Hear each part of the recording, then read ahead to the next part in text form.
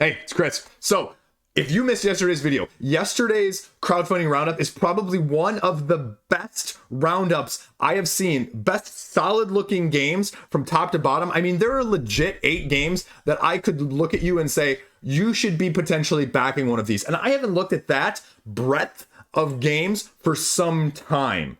Like, I was really impressed looking back on editing yesterday's video and talking about all those campaigns. I mean, you know, the obvious ones, Galactic Renaissance, Let's Go to Japan, Nekojima, Unmatched, but Ecosphera, Final Strike, you know, a couple of those sleepers that just came out of nowhere is just always awesome to kind of see. And if you didn't see any of those, go watch that from yesterday. I'll throw the link above. If you want to see me do more of this, help me get to 10K, subscribe. But that's not why you're tuning into this video. You're tuning in this video because you want to hear me talk about everything but Elder Scrolls, right? No, you want to hear me talk about Elder Scrolls because there are 3 games that I'm going to tell you about that are dropping this next week. But let's be clear, this week is not nearly the splash in terms of breadth that we had going on this past week, but it's going to be the biggest splash in terms of potentially this because you have almost 20,000 people or so at the time of me guessing, filming this. I'm going to say maybe even more now, over 20,000 people following on Elder Scrolls right now in terms of what is it going to look like and what is it going to entail? How much is it going to cost? I'm going to guess between $250 and $300 for all in, but they've held their cards very close to the vest. They had a content creator sort of convention style, gather them in, record their thoughts on it, and I'm sure you're going to see a little smatterings here and there. I'm guessing because we haven't really seen a huge announcements elsewhere, unless I've totally missed them on the social medias and the everything else in the past couple days, that maybe there's a, you know, not a ban, waitlist until the actual day of launch, or maybe even the day before launch. And so if you're looking for that, I mean, that's what I would imagine. So they're holding the cards very close to vest. I've got actually 1 or 2 of those games in my collection now that I'm actually not allowed to talk to you about until it gets closer to those dates. So just take that for what you will, because I know it happens. It doesn't happen as much as you would think, but take that for what you will. Again, Elder Scrolls, though, I mean, this is taking the chip theory model of Too Many Bones, and this is incorporating an Elder Scrolls skin, but reimagining it more as a campaign game.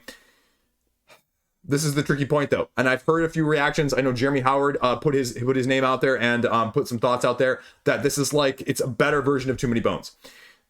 Don't quote me on that. I'm sorry, Jeremy, if I'm quoting you wrong. But, you know, the biggest question was less finicky, less overhead, less rules, easier to get into, right? Like, that's what you want. Like, as someone who has very mixed feelings about Too Many Bones, I'm looking for that. I'm looking for that.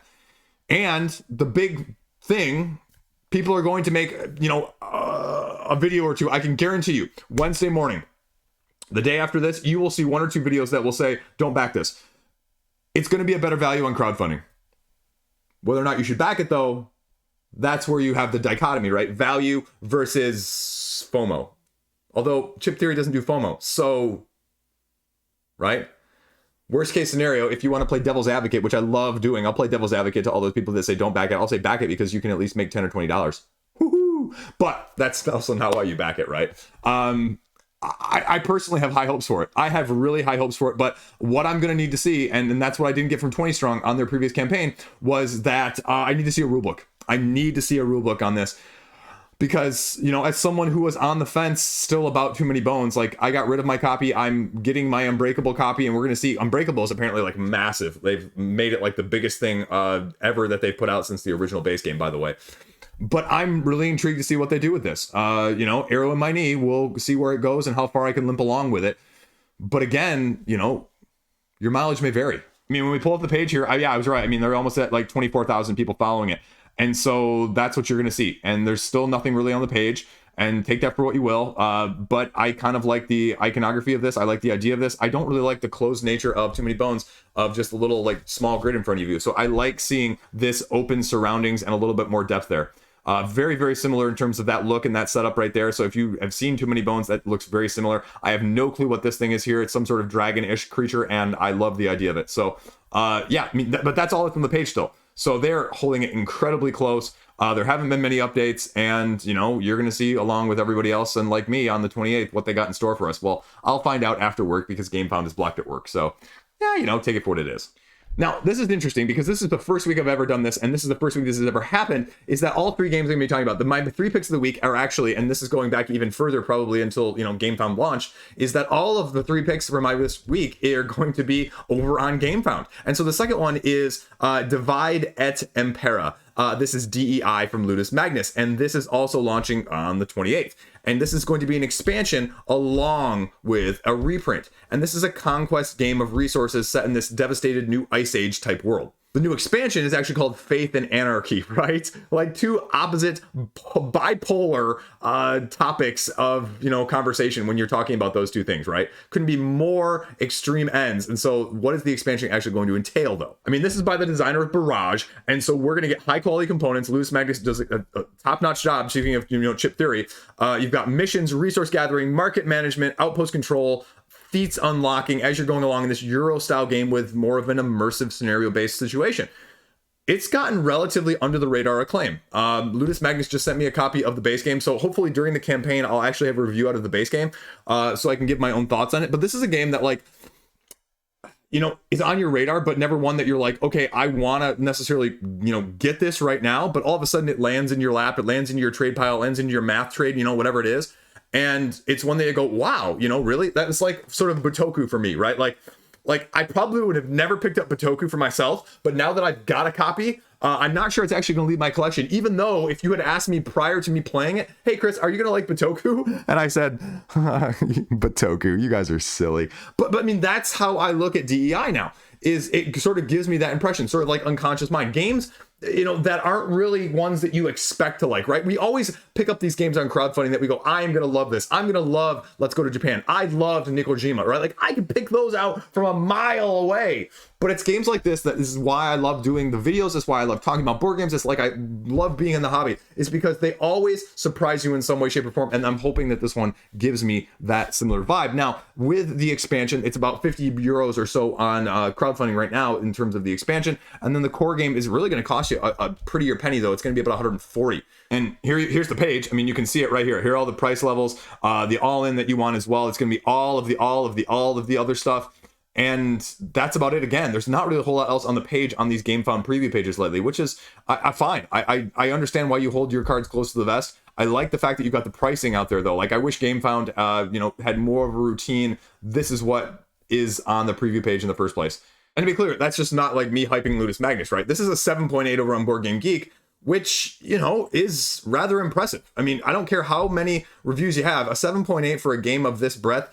And if it really only plays for 60 to 90 minutes, like that's my sweet spot for a game like this. I worry that a game like this takes 2 to 3 hours. And then if it doesn't, these small driven area control semi, 1.5 hour games are sort of my ilk in terms of the slight heaviness that I can tolerate. So that's my sweet spot, especially for something like I said, like Butoku, like 2-player, boom, 75 minutes. Awesome. If this can hold up, I mean, again, Ludus Magnus, puts out a quality product. It's not always for you, just like Chip Theory, but you got to give it an IC every time. Does it pass the eye test? There you go. That's number 2. Number 3, again, staying on GameFound here. Tir Na Nog, Between Worlds. This is from Grand Gamers Guild. This is my local publishing company, and they're working on the next Age of Endeavor game with Burnt Island Games. It's going to be coming out next month. But this is the one that sort of caught my eye because I love also the Celtic theme, and the Celtic theme is not represented well in our board game community. I mean, like, how many Celtic games can you think of off your hand, right? Like one, like Innis, right? Like, that's about it. And so this one, again, is launching up head to head on the 28th. All 3 of these, GameFound, the 28th. Like, what was going through the water that day that made everybody, like, pick that date and use GameFound at the same time, right? It reminds me very much of one of their previous games, Aldabas, The Doors of Cartagena. Because essentially what you're going to be doing in this game is you have the other world, which is where the name comes from, and this is where the fairies are residing, and the bridge or the pathway to that world has opened back up, and you're going to be using hand management and drafting in order to, achieve what you're trying to do. So what are you actually doing, though, Chris? You have these storyteller cards that are going to be on a shared grid. When they've all been placed, you draft them, add them to your hand, which then gets added to your own personal tableau. 1 card to hand, 1 card played. At the end of 6 rounds, you score based on the rules that are going along with that specific goal card over the game. You most connected story cards of each color also are going to score you differently. I mean, it just seems very much like Aldabas, the Doors of Cartagena, in the sense of the card laying drafting style of things. And if we pull up the page here again, there's a little bit more information actually on this page. You get a little bit better sense of what these cards are going to look like. And what you're doing is you're using what they call a unique straddle draft here, multiple markers across multiple cards. After you've placed your markers, you get to draft and then play the tableau. I mean, I think this looks really cool. I would like to see, again, a full rule book for it. But I think this is probably, obviously, the lowest price point of the three of these, and easily maybe the most accessible too from that aspect of things. So yeah, keep your eye on this one. Keep your eye on this one, folks. So that's it. You know, I'm trying to figure out how to do. So that's it. Those are the 3 games this week. That's what you need to know about them. And those are the ones I have on my radar. Again, I see myself potentially backing any one or all 3 of those. I mean, it could easily go either way. I've got a couple review videos coming out. You know, some of the small box games, I'm going to start combining them because I want to get people to lay eyes on them, because I know that's not always the biggest draw on my channel. So I'm going to do a couple of the mini reviews that are going to be stacked together, giving you a breadth of information, but also a breadth of games so that you can find 1 or 2 that are more of interest to you. I've got a couple games over here that I need to get played. Obviously, I just got a whole bunch of review copies of just some cool looking games, some really, really cool looking games. So take that for what you will. I've got a couple skirmish games on the radar this week as well. They're going to be coming up in terms of reviews as well. Big names that you'll recognize. And then what else we got going on? I got a couple videos of games I'm anticipating wanting to play that I have not played yet. And then also games that I am anticipating being excited about playing in the near future this year. A combination of retail as well as crowdfunding, sort of all rolled into one. Updated wish list of sorts at the same time, one of those. And then, you know, whatever else comes out, I've got a few rant videos stored up and saved as well that'll eventually come out, as well as my top 10 of 2022, which is coming very soon as well. Peaked? Intrigued? Check it out. Subscribe. That's all I got. Patreon people, thank you. Stay classy. Have a great day. Have a great freaking weekend. It's getting warm. I think we're done with the snow for the year finally. Finally. Not saying we're not going to get any more snow, but I'm saying I don't think there's going to be more snow staying on the ground here.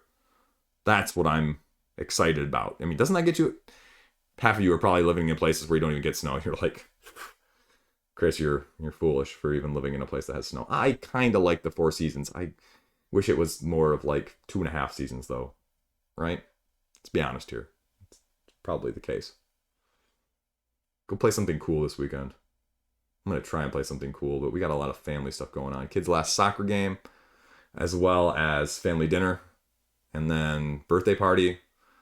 And then my wife's got another meeting. So, like, it's going to be like me and the kids playing something solo. And I played a pretty cool roll and write from WizKids this past night already with my kid. So, that won't be coming out in the near future, too. It's a very interesting twist on things. Much better than I was expecting.